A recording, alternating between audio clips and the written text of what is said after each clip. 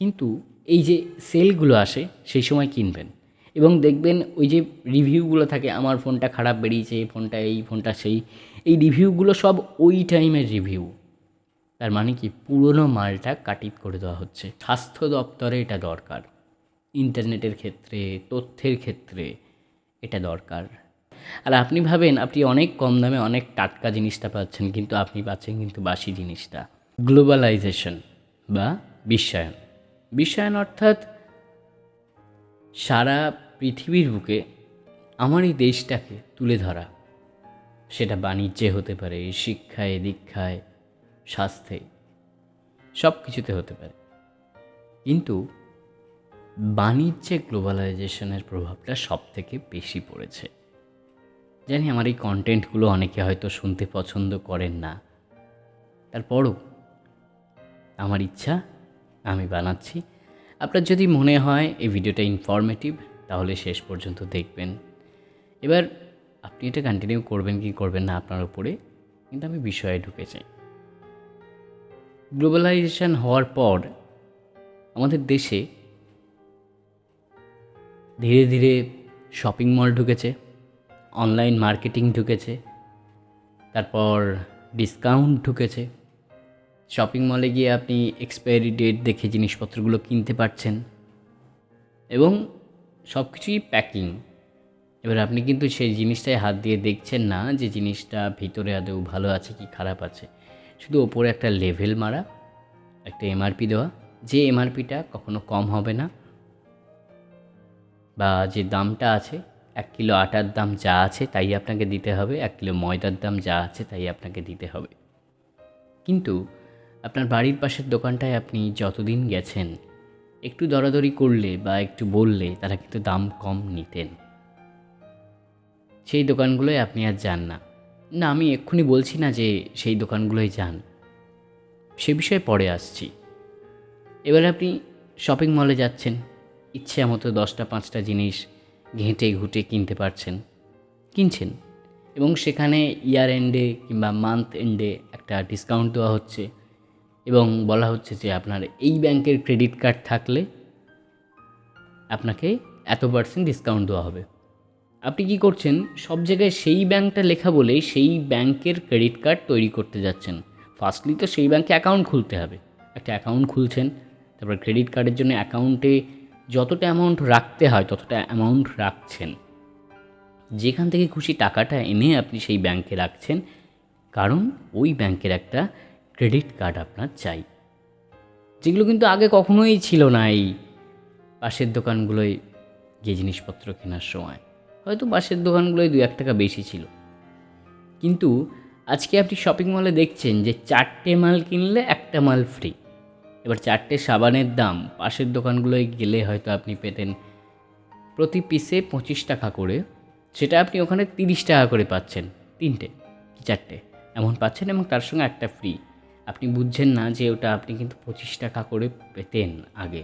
ওই যে একটা ফ্রি দিচ্ছে, তার বদলে আপনি ওই 4টে মালই কিনছেন, যেটা আপনার কিন্তু কখনোই দরকার নেই এবং অধিকাংশ সময় সেই মালগুলো আপনার বাড়ি পচে পচে নষ্ট হয়। না সঠিক প্রয়োজনীয় মানুষের কাছে বা যাদের সঠিক দরকার তাদের কাছে যাচ্ছে, না আপনি খেতে পারছেন বা ব্যবহার করতে পারছেন। জিনিসটা কিন্তু নষ্ট হচ্ছে কমপ্লিটলি। এটা গ্লোবালাইজেশনের একটা দিক। আপনি কোনো একটা শপিং মলে গেলেন, তার সেলসম্যান আছে, সেলসম্যানকে বললেন দাদা এই মালটা খুঁজে পাচ্ছি না, একটু দেখিয়ে দেবেন। সে সানন্দে দেখিয়ে দিল, কারণ তার সেলস টার্গেট আছে, সে ওখানে চাকরি করছে, মুনাফা তো কামাচ্ছে যে মালিক সে। এবার তার সঙ্গে কিন্তু বা তার কন্ট্যাক্ট নাম্বার নেওয়ার কিন্তু আপনার কোনো অধিকার নেই, বা চাইলে হয়তো সে দেবেও না। কিন্তু আপনার বাড়ির পাশের দোকানদারটা, তার সঙ্গে আপনি সকাল সন্ধ্যা যখন ইচ্ছা দেখা করতে পারেন। কোনো সমস্যায় আপনি যদি পড়েন, সেই দোকানদারটা আপনার সমস্যায় কাজে আসতে পারে, ইভেন আসেও। আপনারা যারা গ্রামের বাড়িতে থাকেন তারা অনেকেই হয়তো জানেন যে আমাদের বাড়ির পাশের দোকানদাররা দোকানদার নয়, তারা আমাদের প্রতিবেশী, এবং আমাদের প্রতিবেশীদের মধ্যে কেউ কেউই দোকান করে বসে আছে এবং তাদের দোকানে আমরা যাচ্ছি না, কারণ অনলাইন থেকে অর্ডার করতে হবে। ফ্লিপকার্ট, অ্যামাজন আরও নানা ই-কার্ট সার্ভিসেস আছে। সেখান থেকে আপনি অর্ডার করছেন এবং বছরে কি এত টাকার মাল কিনলে আপনি এত টাকার একটা ডিসকাউন্ট পাবেন বা একটা গান শোনার অ্যাপ্লিকেশান ফ্রি পাবেন। এবার ওই টাকার মাল হয়তো আপনার কোনো দিনই দরকার নেই, সেই টাকার মাল তবু আপনি কিনছেন এবং সেটা কিন্তু ওই নেটওয়ার্ক মার্কেটিংয়ের একটা লোভ, তার মধ্যে আপনি পড়ে যাচ্ছেন এবং আপনি এটা ভেবে দেখছেন না যে আপনার যে সঞ্চিত অর্থটা আপনি ব্যাংকে জমা করতেন, সেই অর্থটা কিন্তু আর জমা করতে পারছেন না। আপনার ফিউচার সিকিওর করতে ওই অর্থটা অনেকটা দরকার ছিল। এর ফলে কী হচ্ছে, সম্পর্কগুলো আস্তে আস্তে নষ্ট হয়ে যাচ্ছে। আপনি সমস্যায় পড়লে সেই মুদির দোকান তো আর মুদির দোকানের জায়গায় নেই, সে তো দোকান তুলে দিয়েছে। যে পাড়ার ছেলেটা বখাটে বলে আপনি তাকে 3 বেলা গালিমন্দ করতেন, সেই বখাটে ছেলেটাই সবার আগে এসে আপনার বিপদে আপনাকে বা আপনার পাশে থাকতো। তাকে আপনি বখাটে বলে বলে তাড়িয়ে দিচ্ছেন এবং কী হচ্ছে, যেহেতু সে কোনো এফেক্টিভ কাজ বা ইনকাম করছে না বলে বা করতে পারছে না বলে তাকে আপনি বখাটে বলছেন। সে কী করছে, ইনকামের নেশায় আপনার ভাড়া ছেড়ে বা তার বাড়ি ঘর ছেড়ে সে অনেক দূরে চলে যাচ্ছে। আপনি বিপদে পড়লে কাউকে পাচ্ছেন না। কোভিডে প্রচুর মানুষ শহরের যারা এইভাবেই মারা গেছেন নিজের ফ্ল্যাটে, নিজের বাড়িতে, কারণ সেখানে প্রতিবেশী বলে খুব একটা কেউ হয় না। রিসেন্টলি আমি ফ্ল্যাটে থাকছি অ্যান্ড এটা খুব বেশি করে রিয়ালাইজ করতে পারছি যে ফ্ল্যাট লাইফ আর বাড়ির যে life, this are completely different. সত্যি একেবারে আমূল পরিবর্তনের জায়গা এটা। ফ্ল্যাট লাইফ হচ্ছে কর্মব্যস্ত ভদ্রলোক মানুষদের একটা বস্তি। হ্যাঁ, ভদ্রলোকের বস্তি, কারণ কেউ কারোর সঙ্গে কথা বলে না, সবাই যার যার একটা আলাদাই গুমট নিয়ে থাকে, সবাই যার যার নিজের কাছে থাকে। পাশের বাড়ি ডাকাতি হয়ে গেল না চুরি হয়ে গেল, এই বাড়ির লোকের সেটা শোনার ক্ষমই নেই। সে বলছে ঠিক আছে, সিসিটিভি লাগাতে হবে, এই করতে হবে, ওই করতে হবে, 10টা জ্ঞান দিয়ে বেরিয়ে যাচ্ছে। কিন্তু আপনার গ্রামে যদি এই ঘটনাটা ঘটে, গ্রাম প্রধান থাকে, তাই বলে এটা বলছি না সবাইকে গ্রামে আসতে হবে, একদমই নয়। আপনি যে পাড়ায় থাকেন সেই পাড়ার দোকানদার থেকে তো আপনি মাল কিনতে পারেন কিছু, তাতে আপনার সম্পর্কটা বিল্ড হয় ভালো এবং সেই মানুষটার সঙ্গে আপনার একটা কানেকশান তৈরি হয়, যেটা আমরা হারিয়ে ফেলছি।